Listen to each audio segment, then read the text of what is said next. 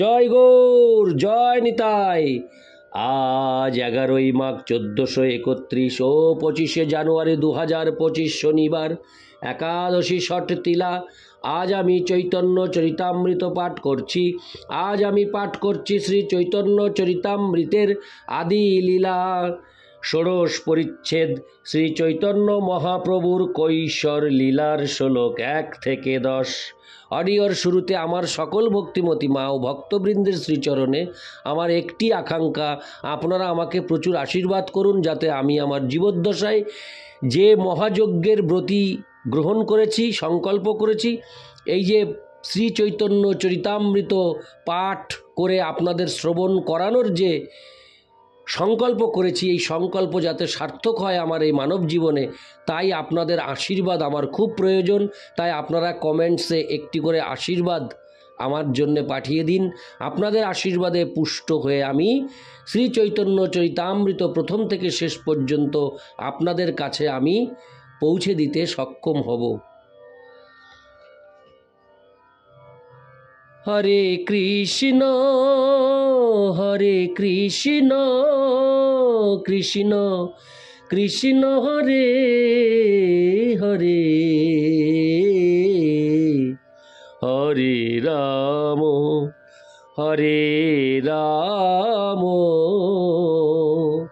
রাম রাম হরে হরে। ষোড়শ পরিচ্ছেদ শ্রী চৈতন্য মহাপ্রভুর কৈশোর লীলার প্রথমে একটি সূচনা রয়েছে, আমি সেটি পাঠ করছি, তারপর মূল শ্লোক থেকে শুরু করব।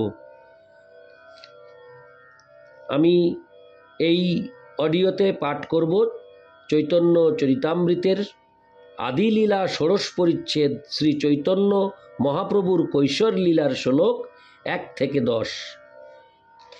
প্রথমে সূচনা।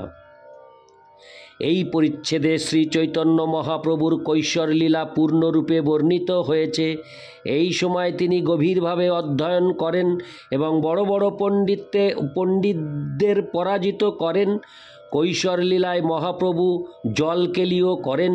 অর্থ সঞ্চয়ের জন্য তিনি পূর্ববঙ্গে যান, সেখানে জ্ঞানালোচনা করেন এবং সংকীর্তন আন্দোলনের প্রবর্তন করেন। তারপর তার সঙ্গে তপন মিশ্রের সাক্ষাৎকার হয়, যাকে তিনি পারমার্থিক উন্নতি সাধনের উপদেশ দেন এবং বারাণসী যাওয়ার নির্দেশ দেন। শ্রী চৈতন্য মহাপ্রভু যখন পূর্ববঙ্গে ভ্রমণ করছিলেন, তখন তার পত্নী লক্ষ্মী দেবী সর্প দংশনে বা বিরহরূপ সর্পের দংশনে পরলোক গমন করেন। গৃহে প্রত্যাবর্তন করে মহাপ্রভু দেখেন যে তার মাতা লক্ষ্মী দেবীর পরলোক গমনে অত্যন্ত শোকগ্রস্তা হয়ে পড়েছেন। তাই তার অনুরোধে তিনি বিষ্ণুপ্রিয়া দেবীকে বিবাহ করেন। এই অধ্যায়ে দিগ্বিজয়ী পণ্ডিত কেশব কাশ্মীরির সঙ্গে মহাপ্রভুর আলাপ এবং তার গঙ্গা মাহাত্ম্য শ্লোক বিচার করে তাকে পঞ্চ অলঙ্কারের গুণ ও পঞ্চ অলঙ্কারের দোষ দেখিয়ে তার গর্ভচূর্ণ করেন। সারা ভারতের সমস্ত পণ্ডিতদের পরাস্তকারী দিগ্বিজয়ী পণ্ডিত কেশব কাশ্মীরি সরস্বতীর কাছে রাত্রে প্রভুর তত্ত্ব জানতে পেরে পরদিন সকালবেলায় তার শরণাপন্ন হন। শ্লোক 1। কৃপা সুদা শরীদোজস্ব বিশ্বমাপ্লাবয়ন্তপি নীচ গৈব সদা ভাতি তং চৈতন্য প্রভুং ভজে। হরে কৃষ্ণ। অনুবাদ। যার অমৃতময় করুণা এক মহানদীর মতো সমগ্র বিশ্বকে প্লাবিত করেছে এবং নদীর মতো নিম্নগামী হয়ে যার করুণা দরিদ্র ও অধপতিতদের প্রতি বিশেষভাবে প্রসারিত হয়েছে, আমি সেই শ্রী চৈতন্য মহাপ্রভুকে ভজনা করি। তাৎপর্য। নরোত্তম দাস ঠাকুর গেয়েছেন, শ্রীকৃষ্ণ চৈতন্য প্রভু দয়া করো মোরে। তিনি শ্রী চৈতন্য মহাপ্রভুর করুণা লাভ করার জন্য প্রার্থনা করেছেন। কেননা তিনি হচ্ছেন ভগবানের সবচাইতে কৃপাময় অবতার এবং তিনি আবির্ভূত হয়েছেন বিশেষ করে অধঃপতিত জীবদের উদ্ধার করার জন্য। যে যত বেশি অধঃপতিত শ্রীচৈতন্য মহাপ্রভুর কৃপালাভের জন্য তার দাবি তত বেশি। তবে তাকে অত্যন্ত ঐকান্তিক ও নিষ্ঠাপরায়ণ হতে হবে। এই কলিযুগের সমস্ত কলুষের দ্বারা কলুষিত হওয়া সত্ত্বেও কেউ যদি শ্রী চৈতন্য মহাপ্রভুর শ্রীপাদপদ্মের শরণাগত হন তাহলে তিনি অবশ্যই তাকে উদ্ধার করবেন। তার সবচাইতে সুন্দর দৃষ্টান্ত হচ্ছে জগাই ও মাধাই। এই কলিযুগে প্রায় প্রতিটি মানুষই জগাই ও মাধাইয়ের মতো, কিন্তু শ্রী চৈতন্য মহাপ্রভুর সংকীর্তন আন্দোলন মহানদীর মতো প্রবাহিতা হয়ে সমস্ত জগৎকে প্লাবিত করেছে এবং তার ফলে আন্তর্জাতিক কৃষ্ণ ভাবনামৃত সঙ্গ অত্যন্ত সাফল্য সহকারে সমস্ত অধঃপতিত জীবদের কলুষমুক্ত করে উদ্ধার করছে। ইতি শ্লোক 1, শ্লোক 2। জয় জয় শ্রী চৈতন্য জয় নিত্যানন্দ, জয়াদ্বৈত চন্দ্র জয় গৌর ভক্তবৃন্দ। শ্লোকার্থ: শ্রী চৈতন্য মহাপ্রভুর জয়, শ্রী নিত্যানন্দ প্রভুর জয়, শ্রী অদ্বৈত চন্দ্রের জয় এবং শ্রী চৈতন্য মহাপ্রভুর সমস্ত ভক্তবৃন্দের জয়। ইতি শ্লোক 2। শ্লোক 3। জিয়াত কৈশোর চৈতন্য মূর্তিমত্তা গৃহাশ্রমাৎ লক্ষার্চিত হত বাগদেব্যা দিশাংজয়ী জয়োচ্ছলাৎ। অনুবাদ: শ্রী চৈতন্য মহাপ্রভুর কৈশোর বয়স জয়যুক্ত হোক, তখন লক্ষ্মী ও সরস্বতী দেবী উভয়েই তার আরাধনা করেছিলেন। লক্ষ্মী দেবী তাকে গৃহে অর্চনা করেছিলেন এবং দিগ্বিজয়ীকে পরাস্ত করার জন্য সরস্বতী দেবী তাকে অর্চনা করেছিলেন। যেহেতু তিনি হচ্ছেন লক্ষ্মী ও সরস্বতী উভয়েরই পতি বা প্রভু, তাই আমি তাকে আমার প্রণতি নিবেদন করি। ইতি শ্লোক 3। শ্লোক 4। এই তো কৈশোরে লীলার সূত্র অনুবন্ধ শিষ্যগণ পড়াইতে করিলা আরম্ভ। শ্লোকার্থ: 11 বছর বয়সে শ্রী চৈতন্য মহাপ্রভু শিষ্যদের পড়াতে শুরু করেন। সেই সময় থেকে তার কৈশোর বয়সের শুরু।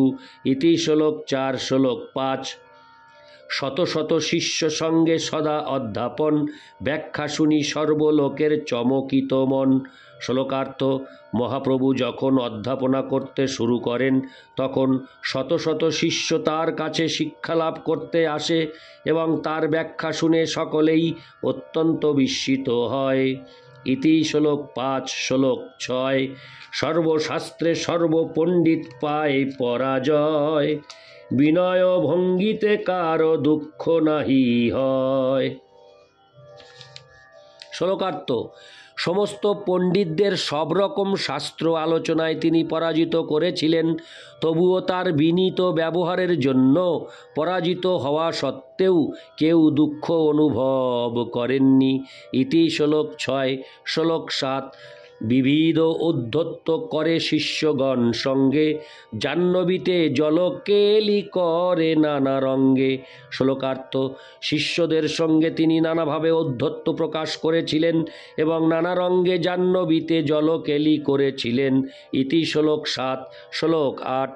কতদিনে কইল প্রভু বঙ্গেতে গমন, যাহা যায় তাহা লওয়ায় নাম সংকীর্তন। শ্লোকার্থ: তার কিছুদিন পর মহাপ্রভু পূর্ববঙ্গে গিয়েছিলেন এবং সেখানে সংকীর্তন আন্দোলন শুরু করেছিলেন। তাৎপর্য: যদিও শ্রী চৈতন্য মহাপ্রভু এবং তার অনুগামী ভক্তরা সমস্ত পণ্ডিত, বৈজ্ঞানিক ও দার্শনিকদের তর্কে পরাজিত করে পরমেশ্বর ভগবানের পরম ঈশ্বরত্ব প্রতিষ্ঠা করতে পারেন, তবুও প্রচারক রূপে তাদের প্রধান কাজ হচ্ছে সর্বত্র সংকীর্তন আন্দোলন প্রবর্তন করা। কেবল পণ্ডিতদের ও দার্শনিকদের পরাজিত করাটাই প্রচারকদের বৃত্তি নয়, প্রচারকদের কর্তব্য হচ্ছে সেই সঙ্গে সংকীর্তন আন্দোলনের প্রবর্তন করা, কেননা সেটি হচ্ছে শ্রী চৈতন্য মহাপ্রভুর শিক্ষা।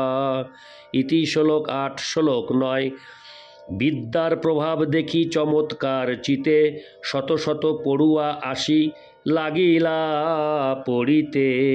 শ্লোকার্থ: শ্রী চৈতন্য মহাপ্রভুর বিদ্যার প্রভাব দেখে শত শত পড়ুয়া তার কাছে শিক্ষা লাভ করার জন্য আসতে লাগলো। ইতি শ্লোক 9। শ্লোক 10। সেই দেশে বিপ্র নাম মিশ্র তপন, নিশ্চয় করিতে না রে সাধ্য সাধন। শ্লোকার্থ: পূর্ব বাংলায় তপন মিশ্র নামে এক ব্রাহ্মণ ছিলেন। তিনি স্থির করতে পারছিলেন না জীবনের উদ্দেশ্য কি এবং কিভাবে সেই উদ্দেশ্য সাধন করা যায়। তাৎপর্য: প্রথমেই স্থির করতে হবে জীবনের উদ্দেশ্য কি এবং তারপর বুঝতে হবে কিভাবে সেই উদ্দেশ্য সাধন করা যায়। কৃষ্ণ ভাবনামৃত আন্দোলন প্রতিটি মানুষকে শিক্ষা দিচ্ছে যে জীবনের পরম উদ্দেশ্য হচ্ছে শ্রীকৃষ্ণকে জানা এবং সেই উদ্দেশ্য সাধনের পন্থা হচ্ছে গোস্বামীদের প্রদর্শিত পন্থা অনুসারে কৃষ্ণ ভক্তির অনুশীলন করা, যা সমস্ত শাস্ত্রে অনুমোদিত হয়েছে। ইতি শ্লোক 10। হরে কৃষ্ণ কৃষ্ণ কৃষ্ণ হরে হরে, হরে রাম রাম রাম হরে হরে। জয় গৌর, জয় নিতাই।